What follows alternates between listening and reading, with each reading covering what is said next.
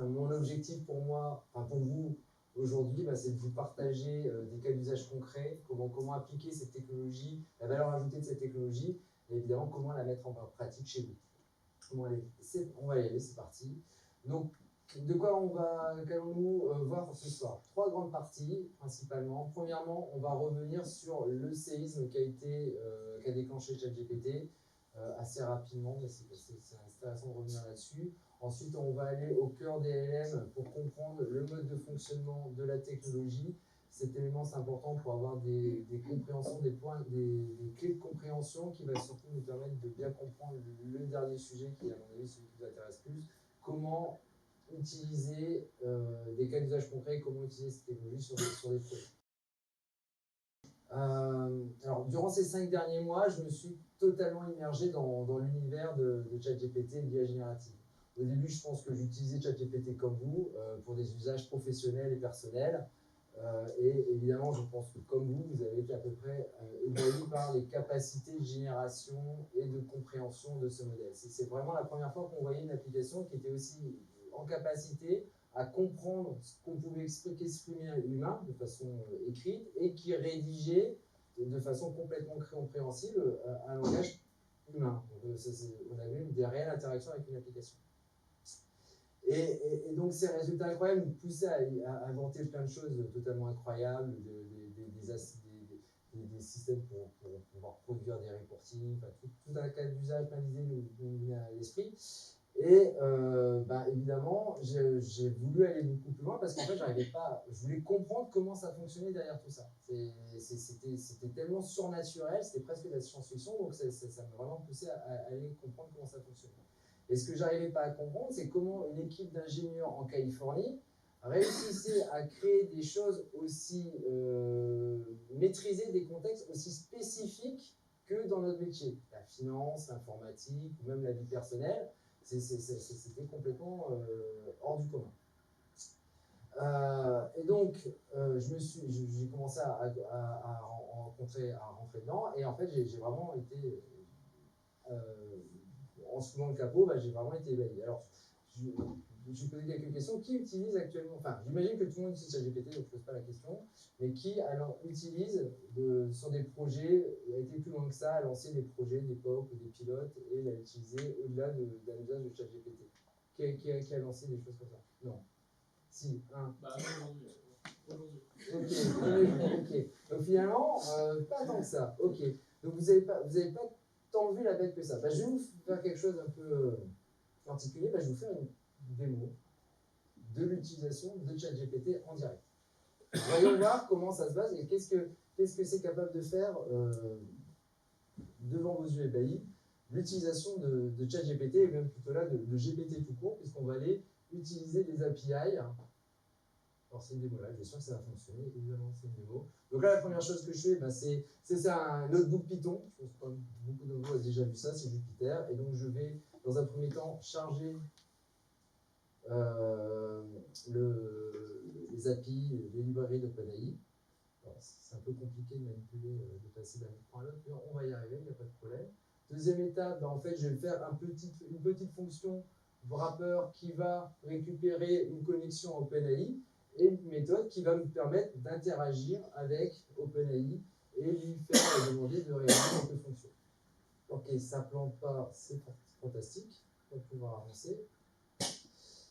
Alors, vous savez qu'en fait, OpenAI, en fait, ChatGPT, on interagit et on programme la solution en langage naturel. Donc là, ce que j'ai spécifié, c'est ce qu'on appelle le prompt, dans lequel je vais lui demander de faire de la classification d'un texte que je vais mettre entre les deux lignes. Et à la fin, je vais lui dire de traduire. Donc ça, je l'ai mis en français et là, je l'ai mis en anglais. Et on va voir comment on peut réaliser des actions comme ça. Alors, je suis très heureux de vous montrer les fonctionnalités de OpenAI ce soir chez Finexis. J'exécute. Et donc, normalement, si tout se passe bien, on recherche. ma fonction. Et là, je vais demander à ChatGPT d'exécuter mon prompt et donc de classifier mon texte et de traduire mon message. Voilà, donc ça a fonctionné du premier coup. Donc le sentiment, il est positif, je suis heureux, et il a traduit sans aucun problème en anglais. Et ça, bah, en fait, on peut le faire sur plein de fonctions différentes. Par exemple, je vais faire une autre. Je cherche fonction et là, j'ai improvisé complètement. Et extrais-moi les noms des entreprises. Hop. Et voilà, Extracted Company, OpenAI et Phoenix. Donc voilà en fait ce que ça permet de faire. Les LLM, les modèles d'OpenAI, ça nous offre une solution qui va permettre de programmer, de manipuler du texte, des connaissances, de façon complètement naturelle, avec des invocations d'OpenAI. Et donc ça offre des nouvelles fonctionnalités, des nouvelles capacités qui, en fait, dans notre boîte à outils d'informaticien, n'existent pas actuellement. Parce qu'en fait, tout ce qui est manipulation de la connaissance, du textuel ou quoi que ce soit, c'est extrêmement compliqué de le faire actuellement. Hein, on a l'habitude de travailler au travers des enregistrements, des transactions, des choses qui sont très structurées, mais l'ensemble de la connaissance qu'on a à disposition quelque part dans notre information, toute la connaissance qu'on a de façon orale, on ne l'utilise pas parce qu'en fait, on n'a pas les outils pour faire. Et les LLM, ça nous offre à présent la capacité de le faire. Et ça, c'est exceptionnel. Hop, on va repartir sur la présentation. Vous l'aviez déjà vu, ça? C'est simplement, oui, quand même.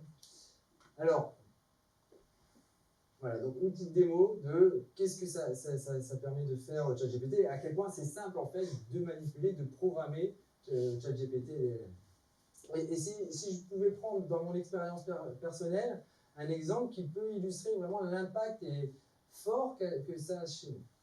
Évidemment, à la fin de cette période où j'ai regardé un peu cette technologie, j'étais évidemment convaincu que c'était le futur et qu'il fallait y aller très vite. Et ben, il fallait qu'on passe à l'action. Et j'étais pas le seul à remarquer évidemment que c'était hyper important. Et il fallait taper un coup vraiment, vraiment très fort. Alors, on avait la chance d'être au début de l'été, d'accompagner une banque en ligne dans leur premier projet, mais dans leur premier projet OpenAI. Sur ChatGPT et autres, et il fallait taper plus fort. Et donc, je pense d'avoir une stratégie de communication assez marquante. À votre avis, combien de temps ça prend pour devenir, par exemple, une référence sur les LLM et les technologies autour de ça, en utilisant les réseaux sociaux et la communication? Pour devenir, par exemple, je ne sais pas, être invité par Microsoft sur leur communauté AI en tant que référent LLM. Combien de temps ça peut prendre? Sachant que vous êtes inexistant sur les réseaux sociaux, personne ne vous connaît. 2 mois.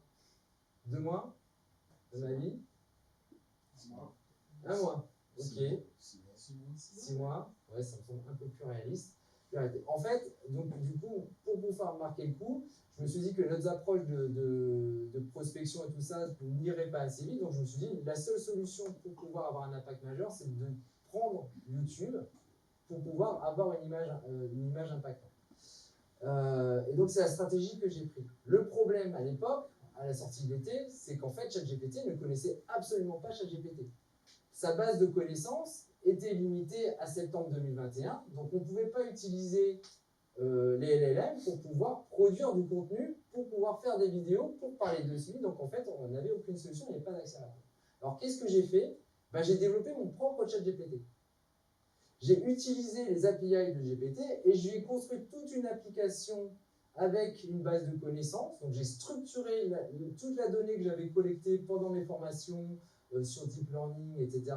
Je l'ai chargée dans une base vectorielle et j'ai créé une application qui m'a permis de rédiger des vidéos et de produire des vidéos au fur et à mesure. Et grâce à ça, j'ai été en capacité de faire une vidéo chaque semaine pendant 2 mois.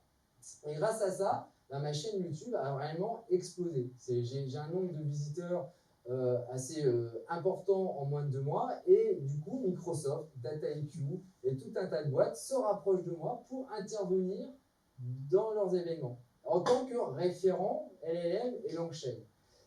Et donc, c'est assez phénoménal. C'est vraiment ce type d'accélération, ces outils-là, c'est le développement de ces assistants-là, c'est ce type d'accélération que ça peut vous offrir concrètement. Voilà. Et donc, moi, moi, honnêtement, pour avoir regardé un peu comment on faisait des chaînes YouTube, des vidéos YouTube, c'était vraiment pas donné parce qu'en général, ça prend beaucoup de temps. Et grâce à l'accélération que ça apporte, j'ai pu avoir cet impact-là en moins de 2 mois. Alors, cette présentation, je vais l'utiliser, je vais m'appuyer évidemment sur l'expérience que j'ai fait en développement mon propre ChatGPT pour créer les scripts de mes vidéos YouTube, les projets que je réalise actuellement auprès de nos clients autour de ChatGPT et des LLM.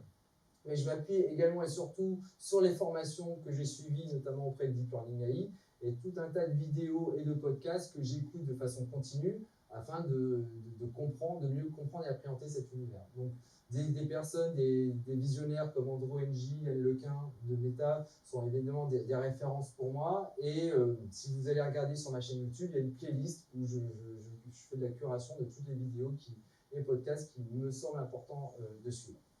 Voilà, et c'est vraiment les connaissances que ces personnes ont partagées qui m'ont aidé à construire cette présentation. Alors, ChatGPT, c'est une révolution technologique, du même ordre d'ampleur que le microprocesseur et Internet. La grosse différence, c'est que sa vitesse de pénétration chez les utilisateurs dans les entreprises est sans aucune autre commune mesure. Il a fallu beaucoup plus de temps au microprocesseur à arriver chez les particuliers et on vit quelque chose d'assez incroyable. On compare l'IA et LLM à une nouvelle ère industrielle, une nouvelle électricité, une technologie à usage général sur laquelle il faut encore trouver les réels cas d'usage et apprendre à maîtriser. Donc on est vraiment au tout début d'une nouvelle ère. D'ailleurs, OpenAI, quand ils ont lancé ChatGPT, ils ont été complètement surpris par le succès. En fait, ils ont lancé ChatGPT pour avoir des feedbacks. Ils ne savaient pas du tout quoi faire de leur GPT. Ils trouvaient ça sympa, ça disait des trucs intéressants, mais ils ne voyaient pas l'opportunité de marché. Et le succès que ça a eu était complètement inattendu de leur part. De la même façon, Bill Gates, en visitant les labos de recherche d'OpenAI à l'été 2021, il n'a pas trouvé ça plus démentiel que ça. Et il leur a lancé le pari de réaliser un examen de biologie, et ils pensaient qu'ils auraient 3-4 ans avant de pouvoir y parvenir. Et en fait, OpenAI a réussi à faire passer cet examen à ChatGPT en moins d'un mois, 2 mois, donc extrêmement vite et beaucoup plus vite que ce que Bill Gates pouvait imaginer. Et c'est là où il a vraiment vu qu'il y avait un potentiel énorme autour de la technologie. Et donc, c'est ça qui est aussi hyper important sur GPT, c'est que c'est un réel point de bascule.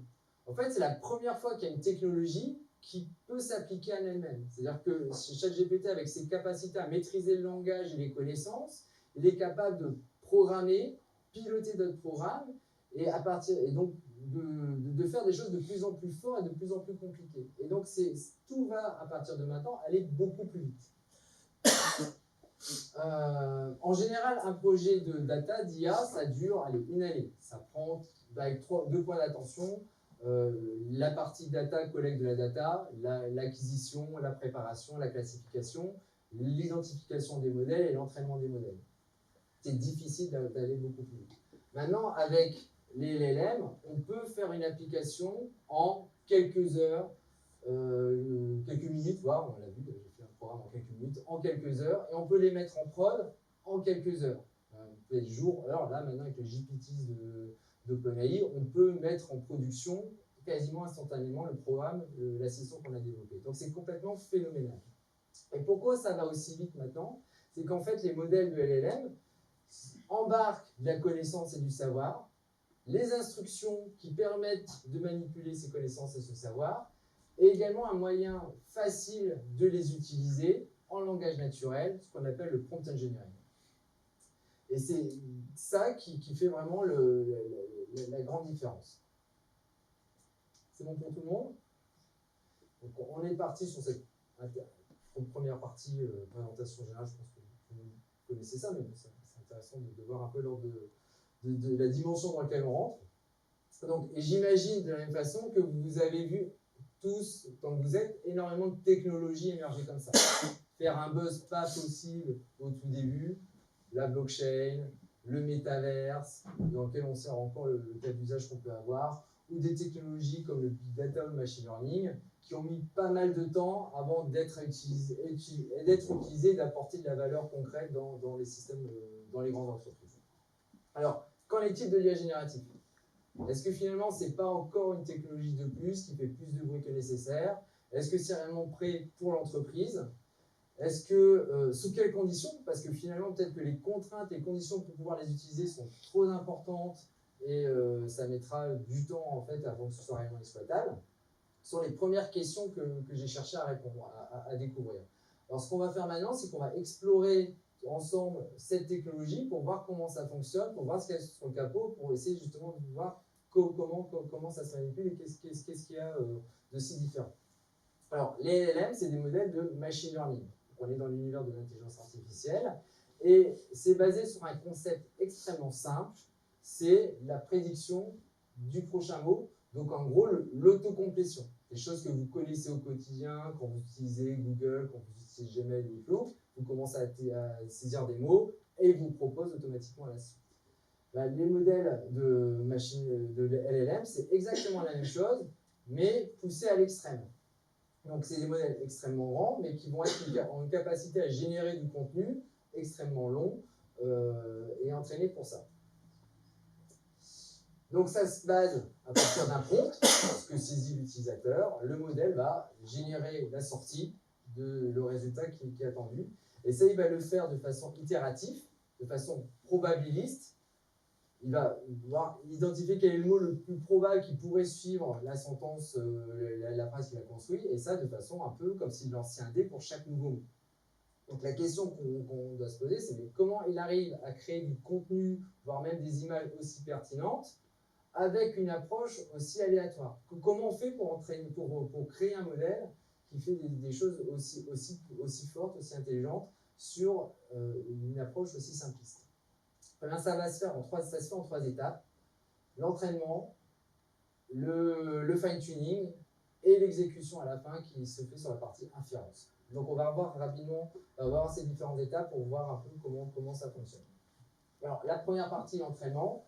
Donc on est encore sur cette approche de prédiction du prochain mot et donc on va entraîner le modèle à prédire de façon le plus maîtrisée possible un pattern. Donc voilà, le chaise est dans le salon, près de quelque chose, près de la cheminée, face à la table à manger ou à côté de la porte. Voilà, on imagine. Donc l'algorithme est entraîné pour prédire le next token.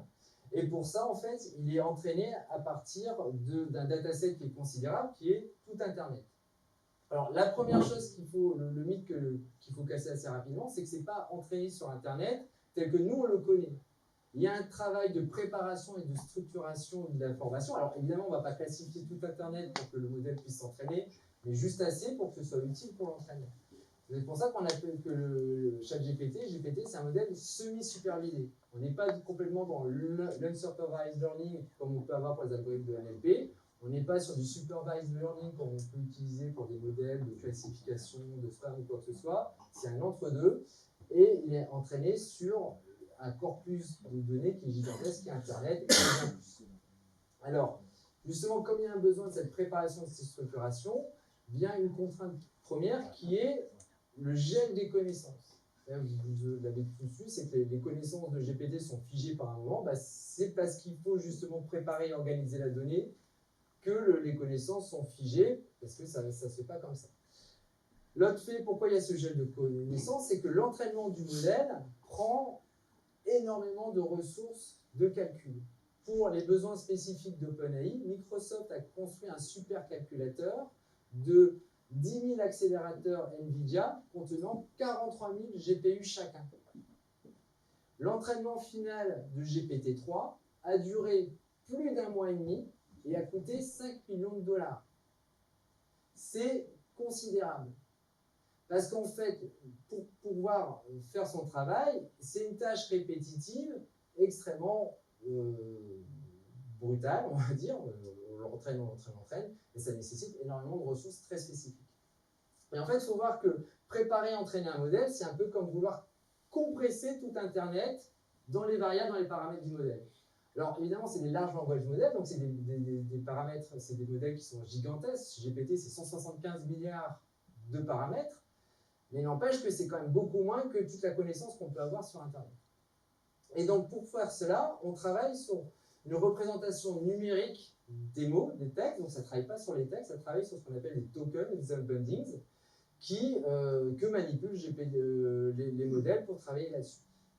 Et c'est cette notion d'embedding, de représentation numérique des connaissances, des représentations vectorielles des connaissances, c'est ce qui explique pourquoi GPT, enfin les modèles, ont une telle capacité de manipuler les langues. C'est-à-dire que pour eux, le français, l'anglais, Java, Python, le SQL, c'est exactement la même chose, c'est juste des représentations des mots.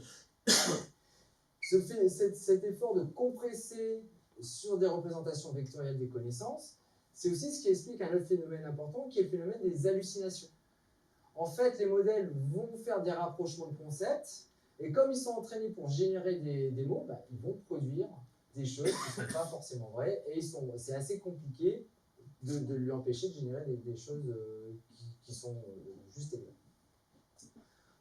Pour votre culture générale, l'architecture qui est utilisée pour passer ce niveau d'échelle, c'est une architecture qui s'appelle Transformer, avec des mécanismes qu'on appelle du self-attention, qui permet justement de traiter autant de données et de paralléliser autant les calculs. C'est toujours sympa à discuter pendant les salons, de savoir ce type de choses. Et ensuite, au niveau des modèles, les différents concurrents, que ce soit Meta, OpenAI ou autres, vont se concurrencer sur des approches différentes pour pouvoir créer le modèle le plus fort et le plus puissant. La taille du modèle, le nombre de paramètres exécutés, le volume de données et la qualité des données intégrées dans le modèle pendant la phase d'entraînement, et la durée d'entraînement, le nombre de répétitions. C'est un peu comme nous, plus on s'entraîne, plus on répète, plus les modèles sont intelligents. Et donc voilà, ils font un peu la guéguerre là-dessus. Il y a aussi des acteurs hyper intéressants comme Mistral, qui sont des acteurs français, qui vont plutôt essayer de faire des modèles plus petits, qui peuvent s'exécuter localement sur des ordinateurs, sur des portables et tout ça, pour répondre à un niveau de qualité à peu près équivalent à des cas d'usage. Par contre, d'autres comme OpenAI visent le gigantisme, l'expertise, la multicompétence, la multicapacité avec le traitement des images, des vidéos, de la voix. Donc on voit qu'il y a des approches très différentes sur les différents modèles. Après l'entraînement vient une autre étape qui est extrêmement importante, qui est le fine-tuning. Parce qu'en fait, si les modèles, on se repose uniquement sur cette phase d'entraînement au niveau des modèles, en fait, en se mettant sur Internet, le modèle ne ferait strictement rien. Il saurait écrire des choses, mais il ne suivrait absolument pas nos instructions, parce que ça ne fait pas partie du corpus d'apprentissage. Et donc, c'est une innovation qui a été introduite par OpenAI, qui est la notion de suivre des instructions. Donc, cette phase de j'apprends à suivre des instructions, complète cette phrase, traduit ou quoi que ce soit, c'est quelque chose qui vient dans un second temps, dans la période dans cette phase de fine-tuning. Et donc, auparavant, quand on utilisait les modèles, dans les premières versions de modèles, on était obligé de lui montrer l'exemple 1, 2, 3 fois pour lui montrer ce qu'on attendait exactement au niveau du prompt comme résultat, ce qu'on appelait le in-context learning. Maintenant, avec les modèles, ils sont devenus si forts et si bien entraînés qu'on comprend tout de suite ce qu'on peut faire. Donc, capable de résumer, de traduire, d'extraire de la donnée, de converser, de faire des appels. Maintenant, on peut faire des appels à des fonctions externes, faire des appels API, faire des appels à des fonctions, et également instruire des façons de protéger, contrôler le contenu qui est produit, des choses comme ça. Cette phase-là est faite par un mécanisme qui s'appelle le Reinforcement Learning from Human Feedback. Auparavant, il fallait donner des exemples. Les humains, on devait guider le modèle dans cette phase-là avec des exemples produits par les humains pour l'éduquer. Maintenant, même cette phase-là est faite de façon automatique par les plus grands acteurs pour faire le passage à l'échelle. Dernière étape, le modèle il est prêt, il est entraîné, il est fine-tuné. On va passer à l'exécution, à l'inférent, donc à la phase où il va vraiment servir les questions, faire les questions-réponses en production. Donc là, un critère qui est important dans cette phase-là, c'est la taille du contexte. C'est quelque chose que vous voyez également souvent quand on parle de modèle. C'est le nombre de tokens qu'il est capable de prendre en entrée. Parce qu'en fait, quand on fait des appels à des modèles, il faut tout passer en paramètres. Et donc, plus on a un contexte, plus on peut donner de l'information, notamment si on veut faire traiter des articles ou des documents internes. eh bien, il faut le passer dans le contexte, et plus on a un gros contexte, plus on peut faire passer l'information, et plus la qualité de la production est correcte. Donc, pourquoi c'est un critère important? Parce qu'en fait, ça aussi, ça a un lien sur la capacité, les ressources nécessaires pour faire ce traitement-là. Donc, la taille du contexte induit une charge importante au niveau de la mémoire des GPU. Et donc, c'est assez compliqué voilà, de faire grandir la taille du contexte. C'est aussi pour ça que la facturation des modèles en mode as a service est facturée en token, en entrée et en sortie, parce que c'est un lien direct avec le nombre de ressources utilisées pour traiter la donnée. Donc, je pense que vous l'avez compris, les modèles de machine learning, les LLM, n'ont pas grand-chose à voir avec l'informatique de tous les jours qu'on a l'habitude de traiter depuis des années. C'est un tout nouveau concept. La façon de l'utiliser, la façon dont c'est exécuté, hébergé, c'est pas du tout la même chose. L'autre fait, et ça je pense qu'on est conscient, c'est que c'est une phase de recherche assez importante. Ça innove, on continue. OpenAI a intégré la voix et l'image très récemment. Donc l'innovation va continuer comme ça, sans s'arrêter, parce qu'évidemment, on est dans cette phase où en fait, la technologie va être en capacité de faire des choses toujours plus vite et mieux. Donc même d'un point de vue technologique, on doit changer de paradigme. Donc maintenant, on a abordé les phases des bases des LLM, on va explorer quelques cas d'usage. Ok? Donc,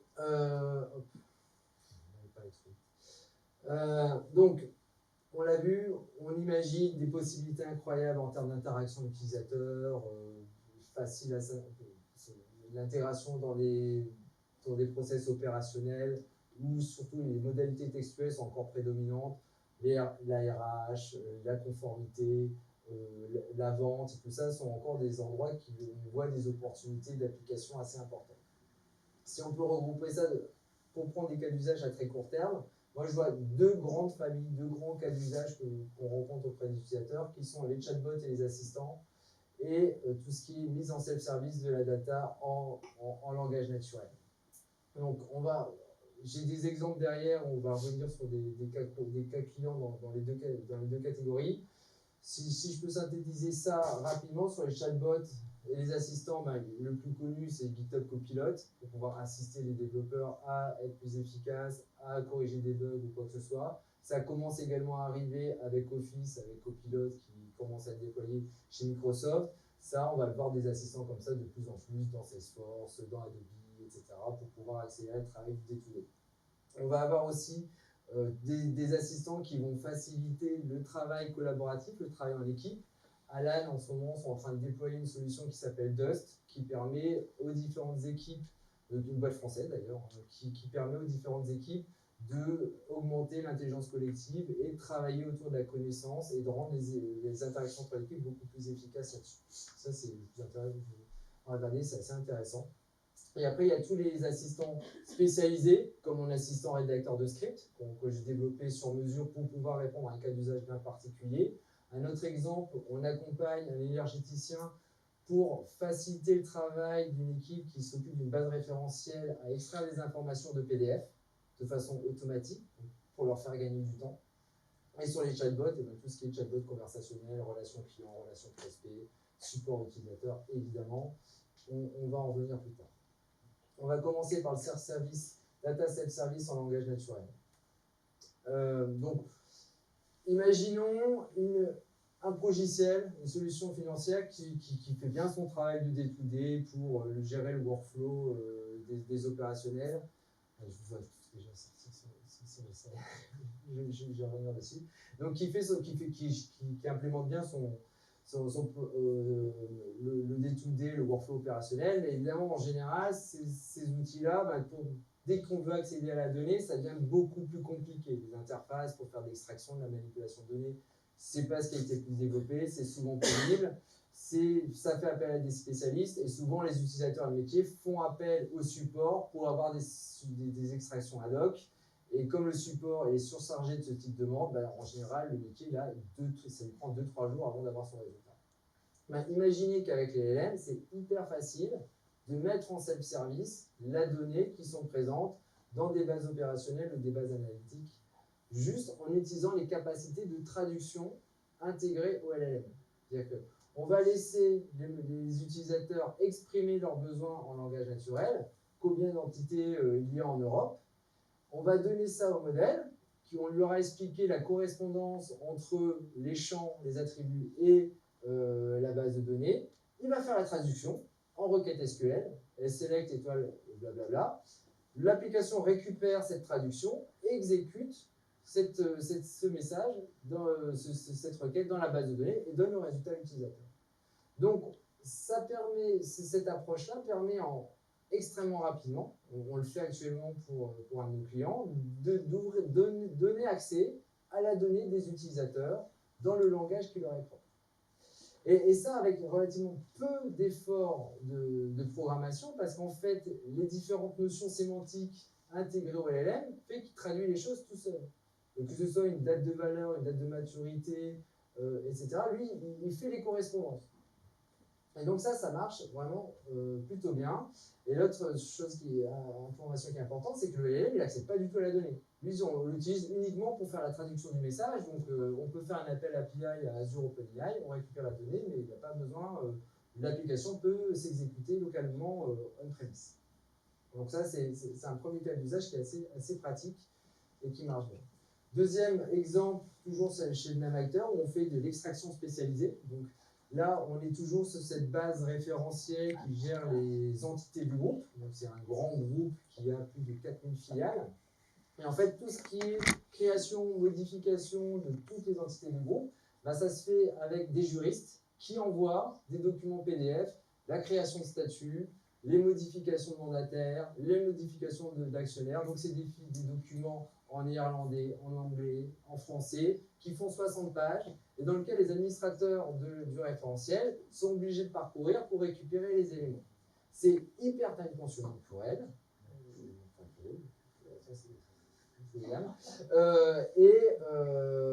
Après, ils doivent en plus s'assurer que toutes les informations sont correctes. Donc, elles doivent se connecter à des sites comme société.com, sur Paper, sur des référentiels internes pour s'assurer que les informations qu'ils ont sont exactes.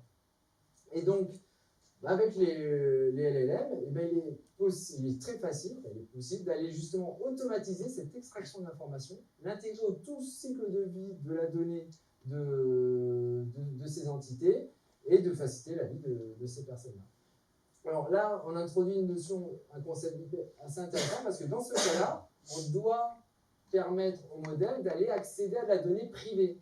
Là, on est sur les statuts d'entreprise, c'est des choses qui sont un peu privées, donc il faut permettre au LLM d'aller chercher et explorer cette donnée-là. Donc ça, c'est un framework qu'on appelle RAG. Je l'explique juste après comment ça fonctionne, comment on donne accès à de la donnée privée au modèle. Ensuite, les modèles, on a expliqué qu'ils pouvaient aussi faire des appels API à travers ce qu'on appelle des agents. Donc on va enrichir les capacités des modèles, des LLM, en lui permettant d'aller appeler d'autres sites, internes ou externes, pour extraire les informations qu'ils n'ont pas pu récolter depuis les fichiers PDF. Une fois que le LLM il a fait tout ça, on lui explique tout le parcours qu'il doit faire pour récolter toutes les informations nécessaires. Il retourne, on lui demande de le formater dans un format informatique, du JSON, pour le pouvoir l'afficher dans le site web, dans un formulaire, le faire valider par les administrateurs et l'envoyer dans le système d'information. Donc là, les objectifs qu'on souhaite atteindre, c'est l'amélioration de la qualité du référentiel. C'est un référentiel qui est utilisé pour faire les rapports financiers de fin d'année, donc il est important qu'il soit à jour. On va augmenter l'efficacité opérationnelle de ces personnes-là et voilà. Et on va surtout aussi faciliter le mettre en accès à plus de filiales pour pouvoir justement fluidifier les interactions et les mises à jour du référentiel. Donc c'est un use case qui est assez intéressant. Autre cas de figure, on la zoom sur la partie retrieval. Donc comme je l'ai expliqué, les modèles LLM discutent pas en représentation numérique, donc en embeddings. Donc comment on fait pour pouvoir donner accès au LLM à des données, aux informations internes? On va récupérer les documents, les PDF, les webpages. On va prendre ces documents-là, on va les découper, extraire le texte, on va les découper en petits morceaux, ce qu'on appelle des chunks, Et sur chacun de ces chunks, on va demander au modèle de générer la signature électronique correspondant à ce bout de morceau, ce qu'on appelle les unbundled. Et ce qui va permettre d'indexer dans une nouvelle type de base de données, qu'on appelle des bases vectorielles. Alors, il y a 6 mois, je ne savais même pas que ça existait, ce type de base de données, mais c'est des choses qui sont maintenant utilisées pour justement augmenter la connaissance et la mémoire des LLM. Donc, on va stocker le contenu de ces PDF découpés en petits morceaux, accompagné d'un unbundled. Quand on a une question qui vient en provenance des utilisateurs et de l'application, on va récupérer la question, on va faire la même chose, on va demander la génération de l'unbundled de la question, et on va faire une recherche dans la base vectorielle pour lui demander quels sont les morceaux de texte qui sont le plus similaires à la question de la personne.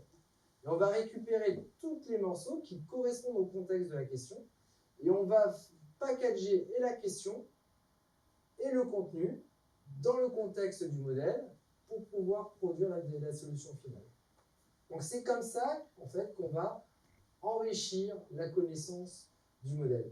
Donc ça permet de faire un accès à la donnée privée, ça permet d'avoir accès à la donnée fraîche, là c'est nous qui donnons l'accès au contenu modèle, et ça permet également de minimiser l'impact sur l'hallucination. Parce que là on me dit clairement au modèle, crée-moi du contenu sur la base des données que je te donne. Donc, il ne va pas inventer des choses. Il ne va pas aller voir ailleurs. Et ça permet aussi de faire du filtrage de contenu. Il y a peu de chances dans ce cas-là que le client dise « Donne-moi la dernière recette de pizza napolitaine ». Là, il va dire bah « Non, désolé, moi, dans mon contexte, je ne sais pas ce que c'est que la pizza napolitaine, donc je ne réponds pas ». Donc ça, c'est un framework qui se généralise beaucoup et qui a plein de variations comme ça pour augmenter la performance et la capacité du modèle. Dernier use case sur lequel on travaille actuellement, c'est le chatbot conversationnel. De la même façon, on peut se dire, ah bah tiens, il y a ChatGPT, c'est un chatbot, ça se sait faire naturellement.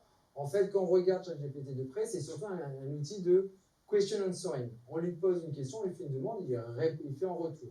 On peut itérer avec lui, mais c'est juste enrichir le contexte qu'on va avoir. Quand on a une conversation avec un prospect, en général, la suite logique qu'on va avoir, c'est un peu plus compliqué que ça. C'est-à-dire qu'on a un prospect, au premier abord, la question qu'il pose, elle n'est pas forcément très claire, il faut clarifier la question. En fonction de contexte, par exemple, s'il veut faire une souscription à un produit, il faut vérifier l'éligibilité de la personne, et à la fin, on peut résoudre ou pas, ou répondre à sa question. Donc, il y a tout un chemin de pensée comme ça qui est extrêmement compliqué à mettre en place.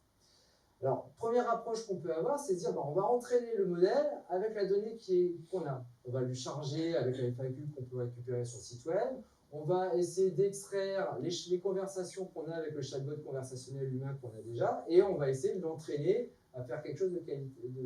À partir de ça, c'est la trajectoire la plus naturelle. Et en fait, on s'aperçoit que c'est pas facile d'avoir de la donnée de qualité qui sont utiles au modèle. Il nécessite une certaine structuration, une approche, et en fait, les conversations qu'on a en général, ce n'est pas des bons exemples. Ouais, on a plus de mauvaises conversations que de bons exemples, et le travail de production il est assez long et compliqué.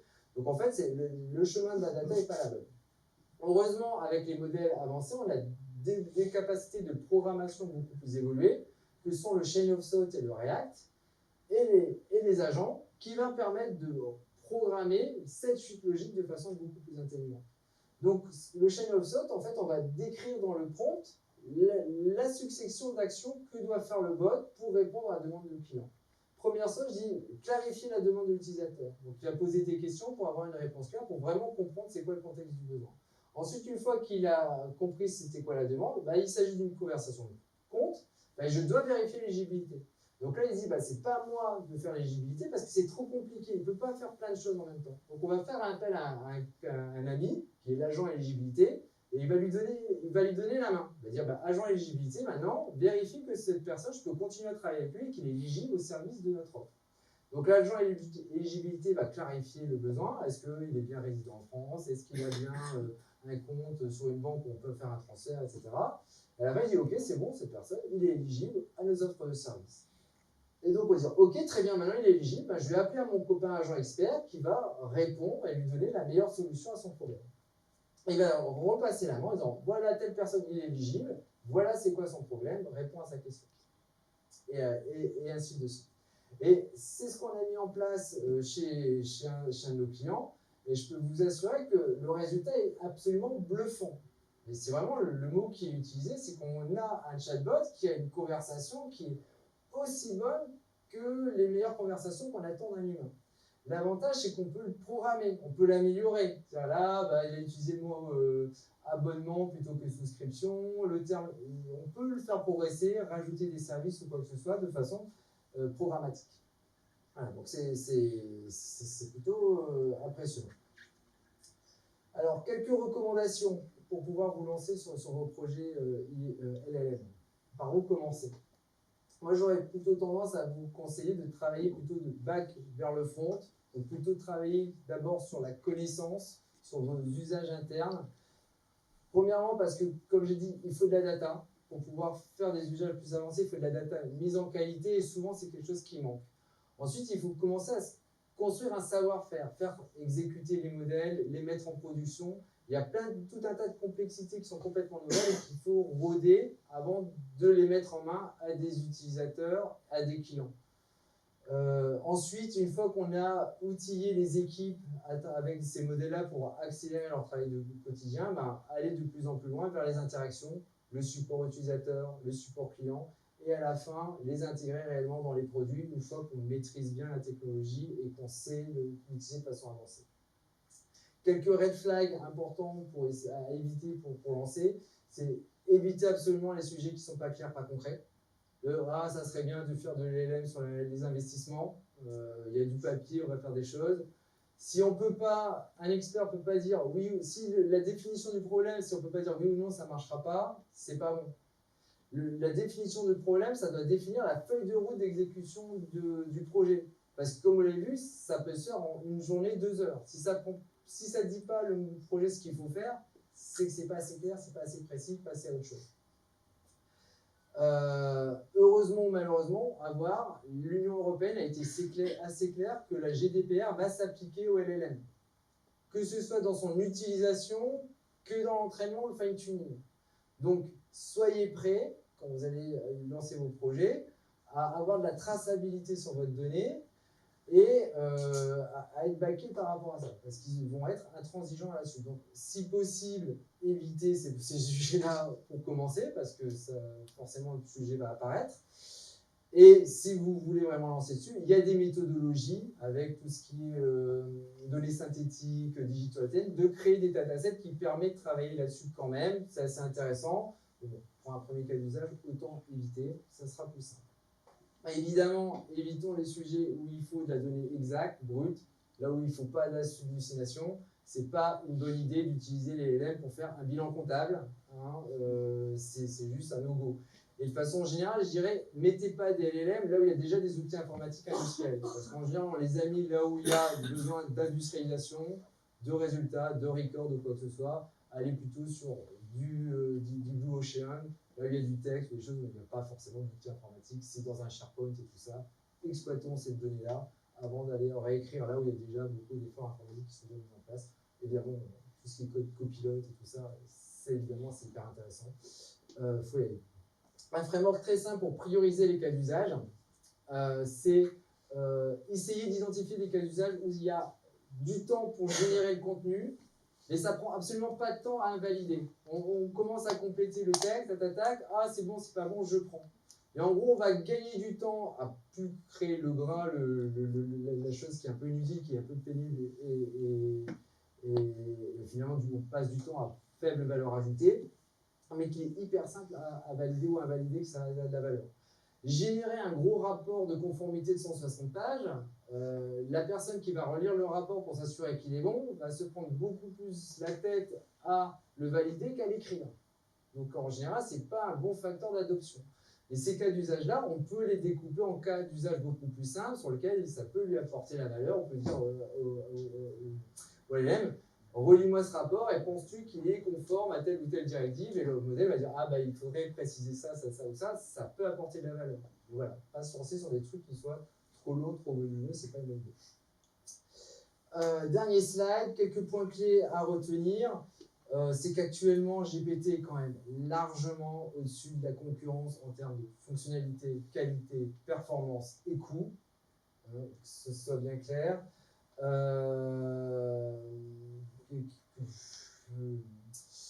Il y a beaucoup d'écrits qu'on voit publiés partout. Intel arrive à telle performance, 140% machin. En général, c'est sur des use cases super spécifiques. À l'usage, quand vous mettez le truc, c'est souvent bien à la ramasse sur tous les points de figure. Donc, voilà, il y a vraiment un gros avantage actuellement sur GPT, notamment sur les fonctionnalités beaucoup plus complexes, comme le Chain of Thought, le React, tout ça. Pour l'instant, il n'y a qu'avec GPT qu'on peut faire ce genre de choses. Par contre, je ne dis pas de ne pas faire le reste, notamment sur les modèles open source. Je pense qu'il est hyper important de commencer à faire les investissements là-dessus. C'est quand même beaucoup plus complexe à mettre en œuvre, d'un point de vue infrastructure, d'un point de vue données affidées pour pouvoir les entraîner, quoi que ce soit. Ça nécessite quand même un certain nombre de compétences supplémentaires qu'il faut acquérir très rapidement. Mais n'attendez pas à avoir un ROI dessus immédiatement. Enfin, si vous voulez faire un projet tout de suite qui apporte de la valeur, il faut aller sur GPT, il n'y a pas trop de questions. Mais évidemment, il faut aller sur l'open source parce qu'il y a des choses hyper intéressantes qui se font là-bas. L'élément clé essentiel là-dessus, c'est la data. Mais ce n'est pas la data que vous connaissez, ce n'est pas les transactions, ce n'est pas les records. Il va falloir mettre en place une gestion de la connaissance bien plus évoluée que ce qu'on a actuellement. Il y a un travail considérable qui est fait au niveau de Wikipédia pour que Wikipédia soit consommable par des robots pour produire de la valeur à partir de ça. C'est des montants d'investissement considérables pour que le contenu du texte soit utilisable par des machines. Et il faut voir que votre contenu, votre connaissance que vous utilisez, il ne faudra pas juste le faire pour que ce soit lu par des humains ou archivé dans des SharePoint, mais utilisable par des robots pour qu'ils puissent en extraire des choses pour faire des choses derrière. Et ça, c'est un vrai défi, c'est le premier gros défi qu'on va avoir à adresser en interne. C'est justement retravailler autour de toute cette donnée non structurée pour qu'elle soit, qui apporte de la valeur à ces projets-là. Aussi bien en accès qu'en cycle de vie. Parce qu'il va falloir penser que dès qu'on met à jour un document, les modèles, il faut aussi les mettre à jour, que ce soit en interne, voire jusque dans les sites web.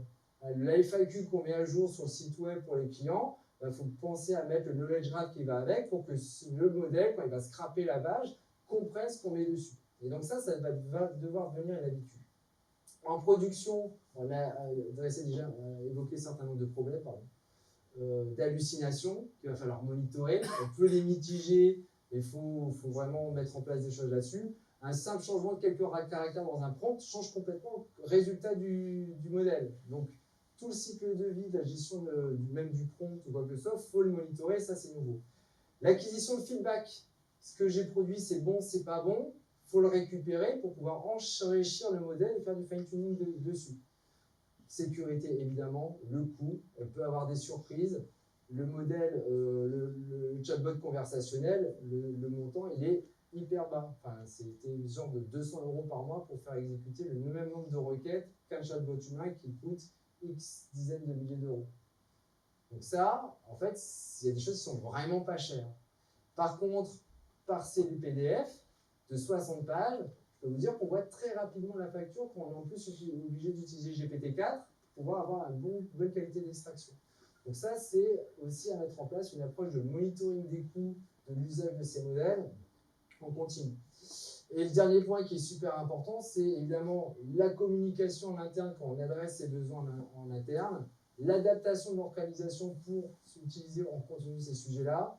Gaël va aborder ce sujet spécifiquement, mais pour moi, c'est un sujet qui doit vraiment être adressé dès le lancement du sujet et pas posteriori, une fois qu'on a trouvé quelques résultats.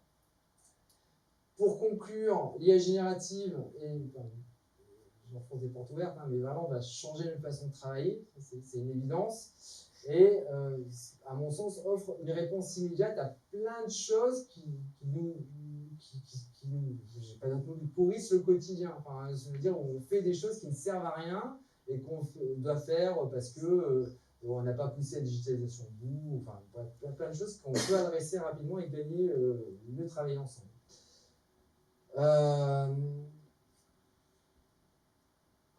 Personnellement, l'usage de mes assistants m'a aussi permis travailler plus vite, mais m'a permis de m'améliorer moi dans ma façon de travailler. Enfin, je suis beaucoup plus efficace pour faire des vidéos YouTube, pour écrire des mails, parce qu'en fait, ça m'aide à me rendre meilleur, enfin, sur des choses qu'en fait que je faisais pas avant, parce que ça m'était trop pénible.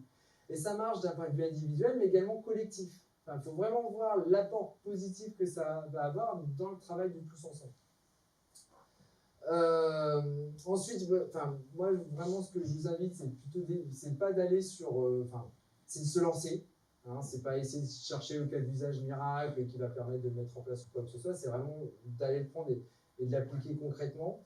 Pour vous accompagner, Finexis, on dispose d'un lab qui est déjà équipé, en fait, qui fait déjà des projets sur GPT. On accompagne certains clients dans la mise en œuvre de ces solutions. On a également des formations autour de l'application LLM et l'usage de CLM. Donc, on peut vous aider à kickstarter et à vous lancer très, très, très rapidement. Donc, avant de passer aux questions-réponses, je vais laisser Gaël intervenir sur la partie, justement, communication et adaptation, qui, à mon avis, un des plus gros sujets à adresser sur la mise en œuvre des LLM dans les organisations.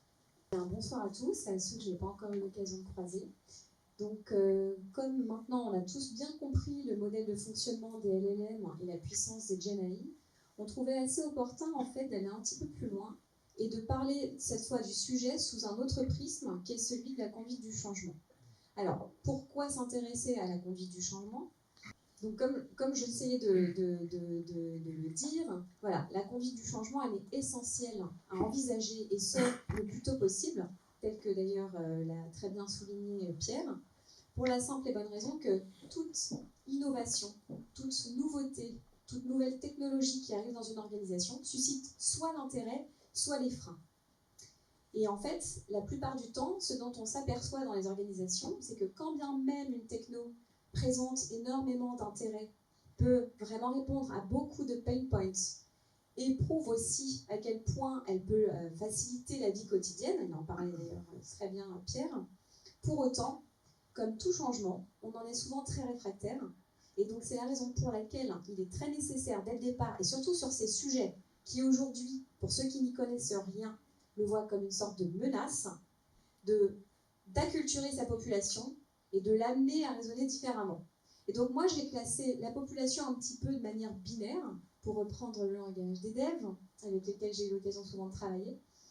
Mais là où justement ces derniers, donc côté IT, sont souvent extrêmement attentistes de nouveautés, attendent aussi de leur direction qu'on leur apporte de quoi travailler avec des services, des outils de qualité qui leur permettent aussi de développer leurs compétences, eh bien, on a souvent d'un autre côté, alors tout n'est pas binaire, mais souvent côté métier, une sorte de défiance qui s'opère parce que, et notamment pour toutes les questions d'IA, qui sont extrêmement mal vues parce que mal connues, eh bien, il y a une peur, une crainte.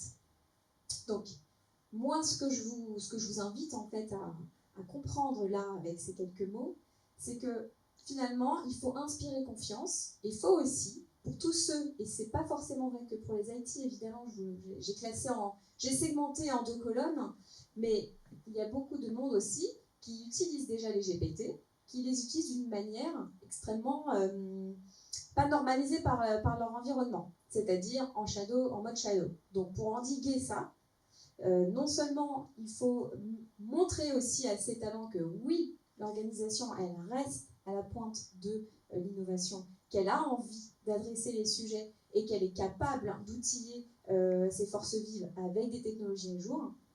Mais en plus de ça, qu'est-ce que ça aura comme effet ? La rétention de talent.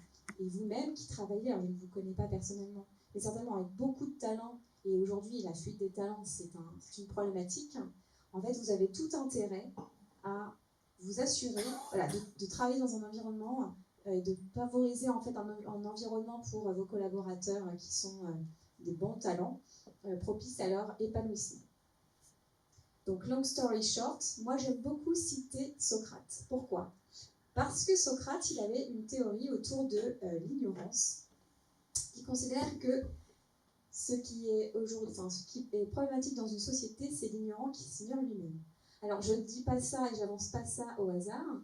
Je le dis déjà. Pourquoi ? Parce que, comme j'expliquais en préambule, beaucoup sont réfractaires, beaucoup ont peur, beaucoup se sentent menacés. Et donc pour endiguer tout cela, sans faire de psychologie de comptoir, il faut travailler en fait sur les biais de confirmation. Et donc là-dessus, amener en fait ceux qui ont peur de ce changement, ceux qui ont peur de ces outils qui imaginent éventuellement qu'ils pourraient les remplacer, en fait, de simplement les acculturer. Parce que quand on sait quelque chose, on peut avoir une meilleure conviction. Quand on ne sait pas, et bien forcément, derrière, on ne peut qu'avoir des biais de confirmation. Donc voilà, moi, je trouve toujours très intéressant de démystifier en fait le sujet dans les organisations, dans les équipes, d'acculturer au maximum les équipes, de façon à ce que la défiance disparaisse. Donc typiquement, si on cite quelques use case métiers pour reprendre cette population qui en général se sent un peu menacée dans ce spectre IA, on a quelques use cases à leur montrer plutôt, pour démontrer la valeur ajoutée du GenAI.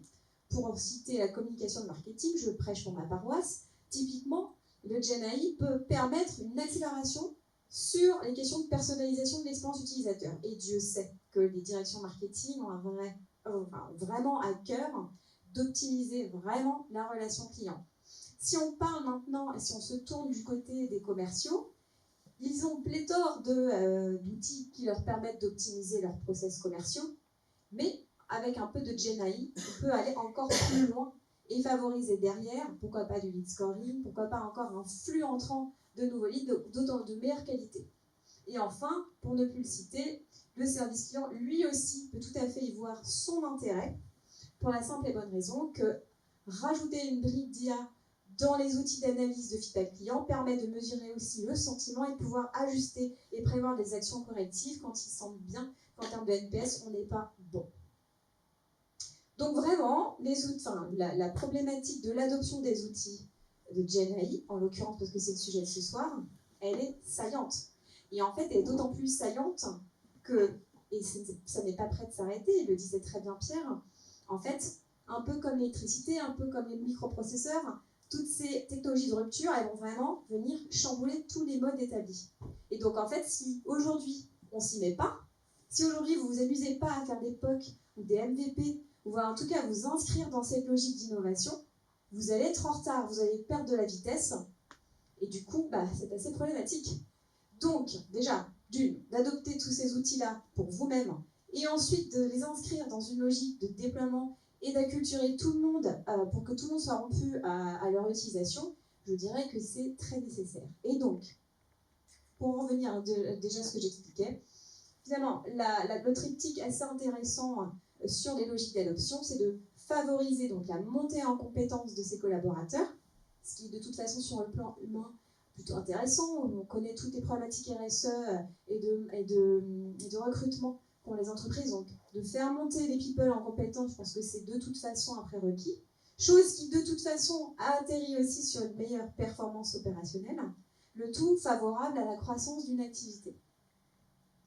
Et évidemment, le nerf de la guerre, conserver ses talents, j'aime bien le rajouter parce que je connais très bien l'environnement qui est le vôtre et je sais que c'est vraiment quelque chose qui est important pour vous. Donc, maintenant qu'on a dit tout ça, moi, j'ai l'habitude de travailler autour d'un framework que j'ai nommé VCAD, qui est assez simple finalement, qui est finalement se repose sur 4 étapes, donc la vision, la culture, l'adoption et le déploiement.